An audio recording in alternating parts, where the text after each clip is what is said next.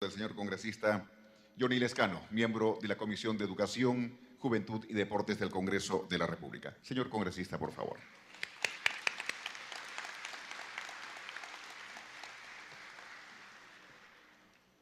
Muchas gracias.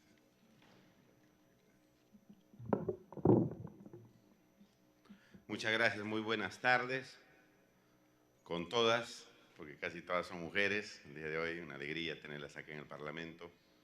A los distinguidos señores alcaldes, nuestro saludo y agradecimiento por su presencia. A la doctora Blanca Encinas, exdirectora del Ministerio de Educación.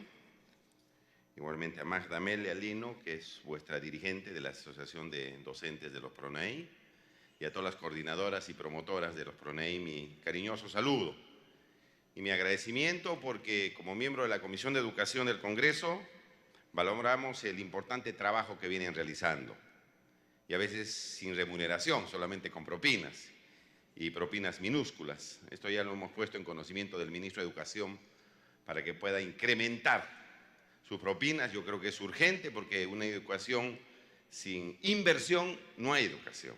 No se puede educar en la miseria, en la pobreza, hay que educar con montos decentes.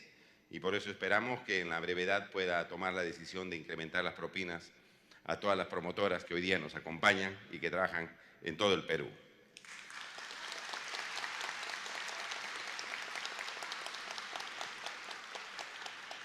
Sé también que los alcaldes las ayudan bastante, ¿no? Nuestro agradecimiento a los señores alcaldes, no solamente que representan a la sierra y a la costa el día de hoy, sino en todos los lugares, incluso aquí en Lima hay alcaldes que están apoyando a los PRONOI, porque ha sido una institución que ha nacido en medio del altiplano.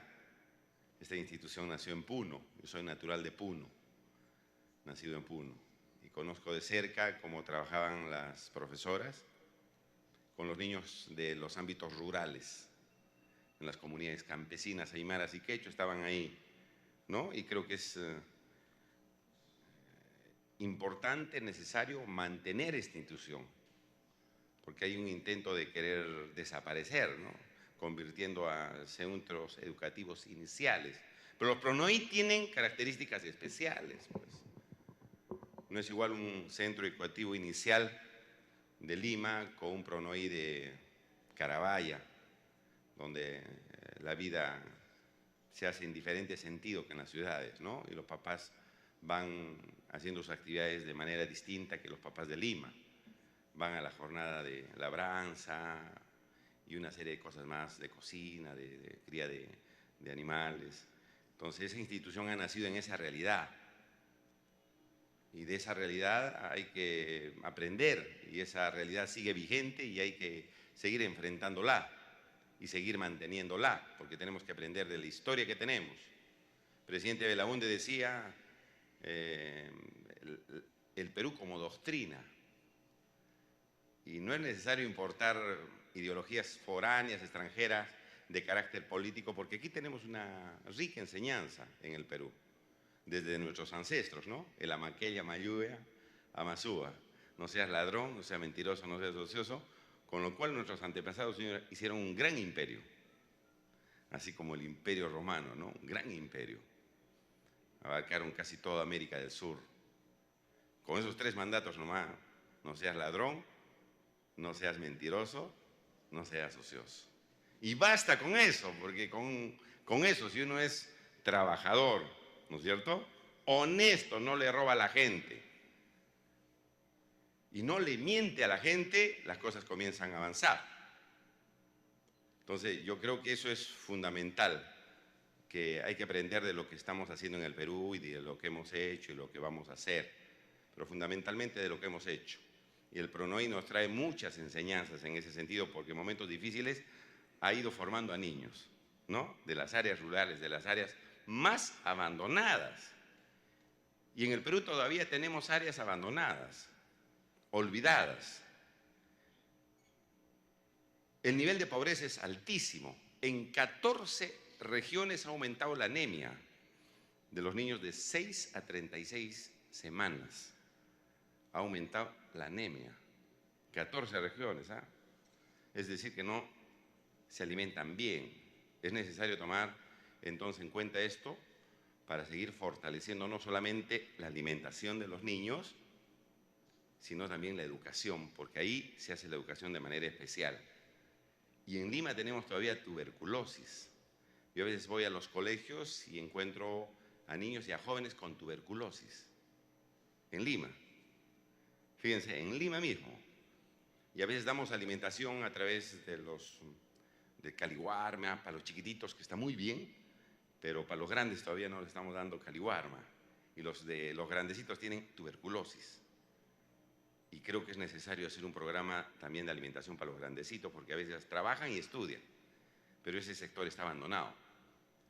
Y a veces dicen, la educación está mal en el Perú, y no solamente porque nos han abandonado en la educación, porque los profesores están mal pagados, porque ha salido una ley de reforma magisterial que es un atropello a los derechos de los profesores, porque profesores que estaban en 5º nivel los han bajado al 2º nivel.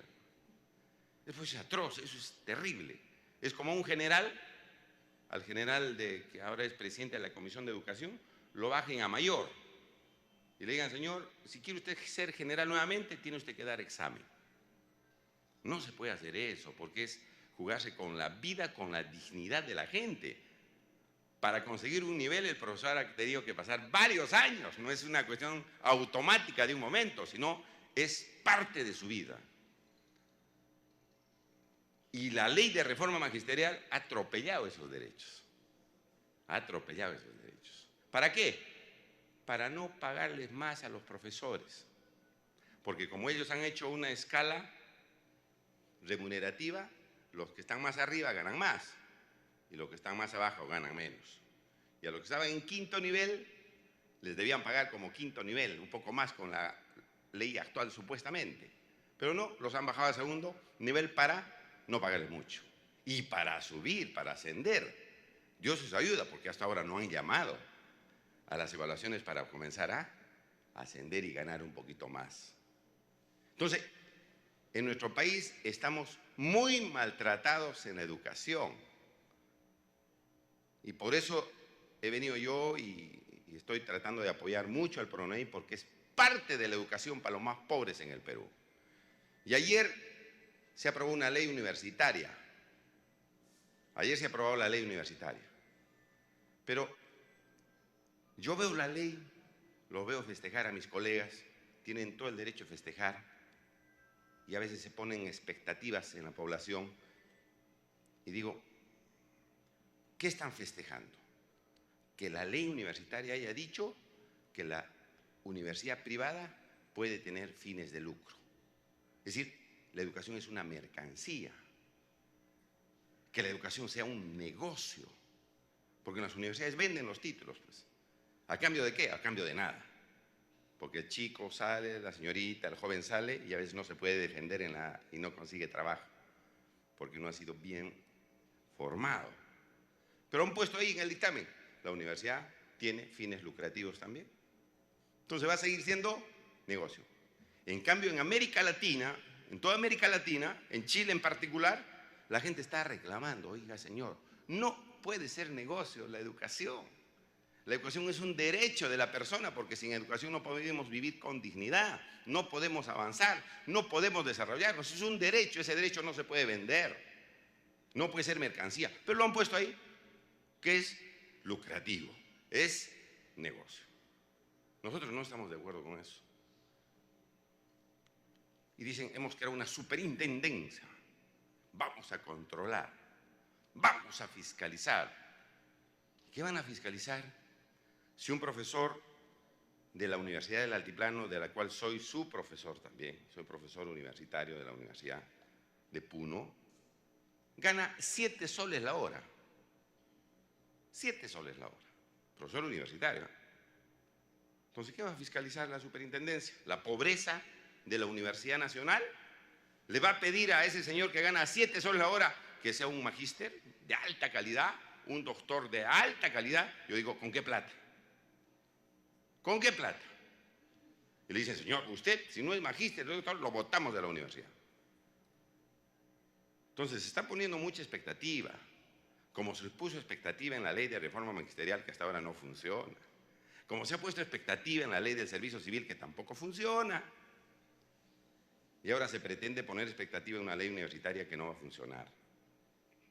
Bueno, ellos tienen derecho de sacar sus leyes.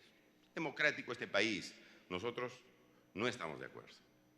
Porque el 60% de jóvenes que están en el Perú estudiando en las universidades están en universidades privadas. Y si le ponen, la universidad privada tiene fines lucrativos, los van a seguir explotando a ese 60%. ¿A cambio de qué? A cambio de nada. Porque si una persona tiene actividad lucrativa, lo primero que va a hacer y lo primero que va a poner interés es sacar utilidad, ganancia.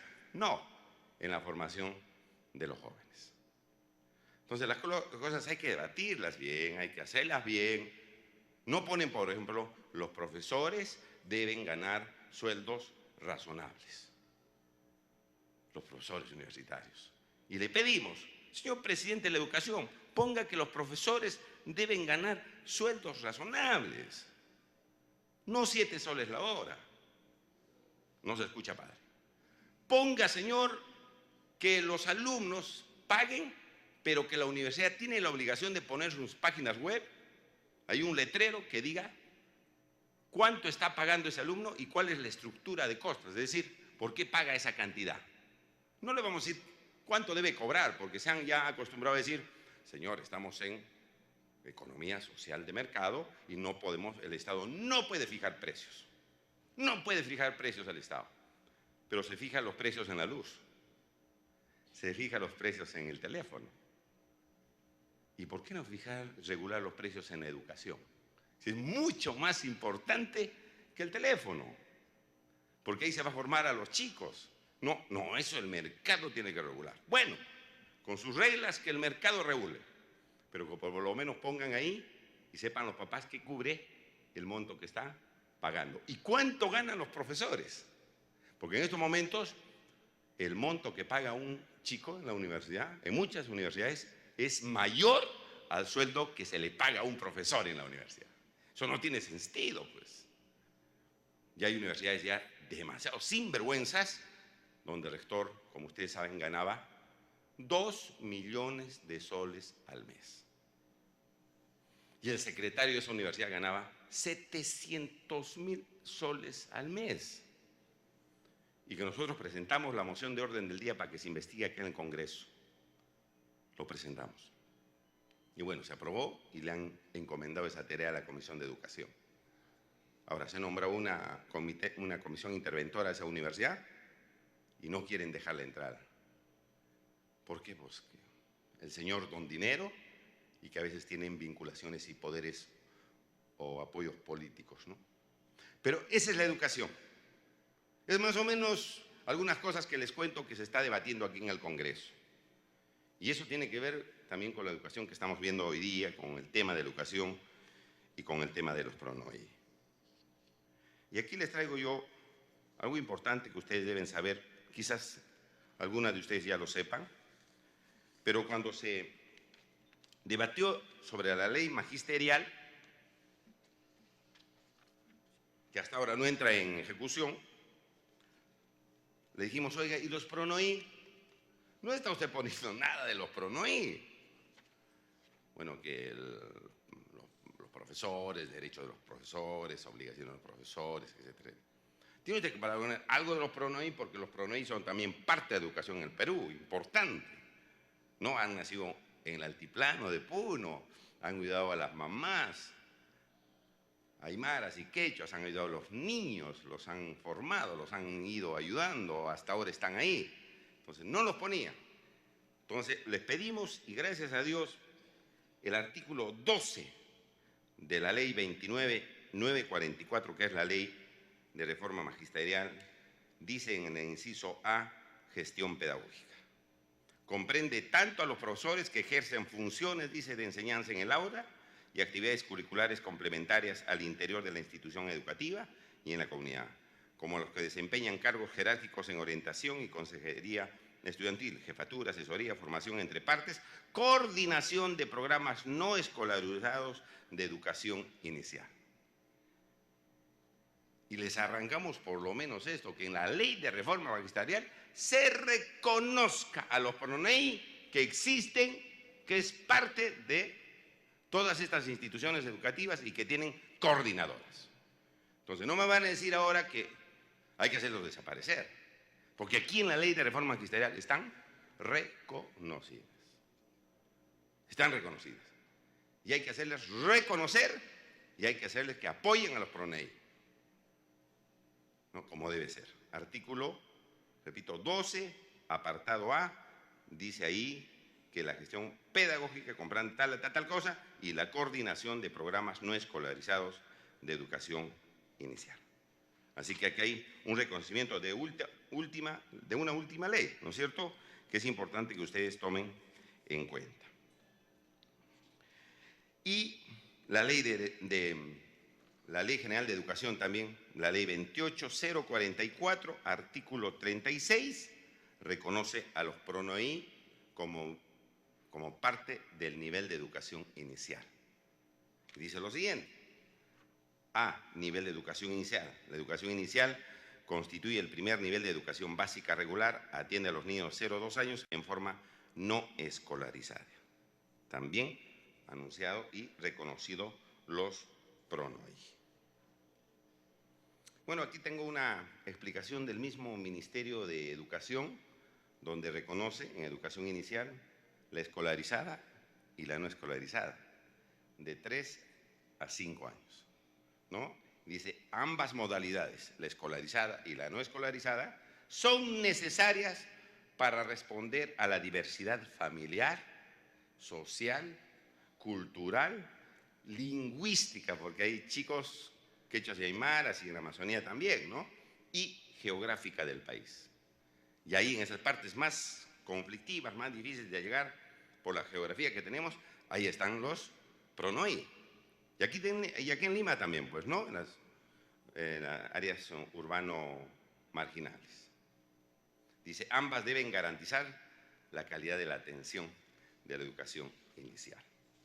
Entonces, aquí el mismo ministerio está reconociendo y está apoyando la educación inicial no escolarizada.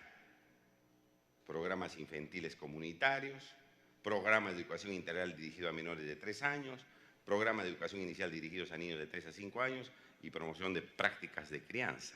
Todo eso hace la educación inicial no escolarizada. Educación inicial también no escolarizada, programa integral de educación temprana, PIET o Guaguapú Pugliana, programa integral de educación temprana con base en la familia o aprendiendo en el hogar, programa integral para madres, gestantes y padres o familias que aprenden, y ludotecas itinerantes. Todo está explicado y el Ministerio de Educación tiene cada uno de estos puntos que me parece que son importantes considerarlos. Bueno, aquí tengo población atendida en niños de 0 a 2 años, ciclo 1, escolarizados, no escolarizados. Hay varios programas, fíjense, y el número de programas que se han hecho, ¿no? Y bueno, una serie de datos más que ustedes seguramente con la doctora y con sus alcaldes irán hablando, irán reconociendo y hay que llevar adelante, ¿no? Por mi parte, les quiero decir que tienen el apoyo nuestro, porque así tiene que ser. Vamos a seguir insistiendo para el incremento de sus propinas y por qué no se les debe pagar ya no propinas sino remuneración, porque eso de propinas en educación no es suficiente y invertir en educación es eso precisamente, inversión, no es gasto. Y qué mejor para personas que están trabajando con niños que a veces tienen los padres separados o la mataron a la mamá o tienen enfermedades incurables o están olvidados por la pobreza, viven en situaciones muy difíciles. Y ustedes están ayudando ahí, y no solamente viendo la educación de los niños, sino apoyando al entorno familiar, porque la familia interviene sustancialmente en la actividad de los PRONEI. Entonces, hacen un trabajo adicional, ¿no es cierto?, de construir las familias, ahora que es importante construir las familias.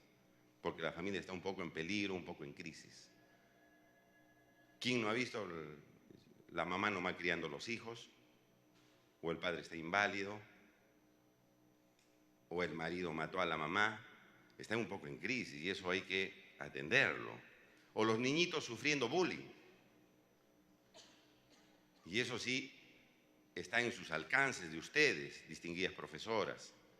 Porque yo también me he educado en un núcleo educativo campesino en Puno, casi un pronoí, era un núcleo campesino. Y las profesoras tienen en sus manos a veces la vida de los niños sin quererlo. Porque ahí llega el chiquito y tiene problemas en la casa, y a veces está triste, a veces no se le observa, a veces no saben lo que pasa en el recreo, no saben lo que pasa en el baño, y a veces son víctimas de bullying. Y el bullying no es la pelea que teníamos nosotros después del colegio y nos trompeábamos con nuestros compañeros y al día siguiente estamos ya bien. Es el acoso permanente a un niño o una niña. Todos los días sus compañeritos los comienzan a golpear física o psicológicamente, incluso por las redes sociales. Y finalmente esa guagua, o ese niño, o ese joven, o esa jovencita no resiste y se mata. Y está en manos de ustedes detectar esos casos, ¿no? Y aquí en el Congreso hemos dictado una ley antibullying, ya antigua, tiene como 3 años. Y a veces yo sé que muchas personas, por falta de difusión de la ley, no saben que hay una ley antibullying. Hay una ley antibullying que obliga en cada centro educativo a hacer un comité para ver cómo los hacen convivir pacíficamente a los niños. No lo van a castigar a los agresores, sino lo van a hacer convivir, entenderse, el director, el psicólogo, los padres de familia y los niños. El bullying hay que atacarlo desde ahora, porque está afectando al 60% de la población escolar. Y también debe haber un poco de bullying pues, en algunos lugares que ustedes han visto, ¿no? Y a los niños hay que salvarlos, hay que hacerlos, hay que ser peruanos con mucha fortaleza, con autoestima, no débiles, decaídos, ¿no? sin mucha autoestima. Hay que ser gente fuerte, que se sienten seguros, que se quieran, ¿no? Que no sean materia de atropellos, de vulneración de derechos, que los maltraten. Esos peruanos hay que formar, y se comienza a formar desde la responsabilidad que tienen ustedes, ¿no? De la responsabilidad que tienen ustedes, porque ustedes ven a los más chiquititos. Desde ahí hay que comenzar, y a trabajar con las mamás, a trabajar con los papás. Bueno, en fin, tantas tareas tenemos y que nos dan muchas satisfacciones. Muchas satisfacciones, sobre todo en educación. Yo también soy profesor de universidad. Soy profesor de universidad, ahora soy político. La política también es bien difícil de llevar adelante. Hay una serie de cosas ahí, tentáculos que entran y comienzan a, ¿no? No dejan desarrollar bien al país y se meten mucho los intereses privados. Pero hay que luchar contra eso también, hay que ser consecuente. Pero como soy profesor, he sido criado casi en un pronoí en Puno y he vivido en mi tierra con mucho orgullo. He jugado con niños aymaras y quechuas y me he educado con chicos también de esas zonas y he sido profesor de chicos aymaras y quechuas. Estoy comprometido también con la educación, directamente. Y como no, venir a apoyarles a todas las profesoras, a todas las coordinadoras, a las promotoras de los PRONOI. Y con muchísimo cariño, con mucho reconocimiento, porque sé que el trabajo que ustedes es muy importante y pueden hacerlo mucho mejor si tienen ayuda de su Estado, de su Congreso, ¿no? Que tengan un problema y como siempre vuestra dirigente viene, siempre está ahí, siempre pidiendo, siempre reclamando para tener un futuro mejor. Aquí les traía finalmente oficios del 11 de julio del 2013, 24 de enero del 2013 y 5 de noviembre del 2013, pidiéndoles a los ministros de Estado para que puedan el incremento de las propinas a las promotoras comunitarias de los programas no escolarizados. Ahí están los cargos y yo se los voy a entregar al dirigente, que también los tiene, Y vamos a seguir trabajando y les agradezco por su presencia. Que Dios las bendiga, que las oriente, les dé sabiduría para seguir formando futuras generaciones, porque hay que tener sabiduría para formar a los niños, para cuidarlos, para orientarlos. Hay que tener la bendición de Dios también. ¿Ya? Así que muchas gracias, Dios las bendiga y bienvenidas al Congreso.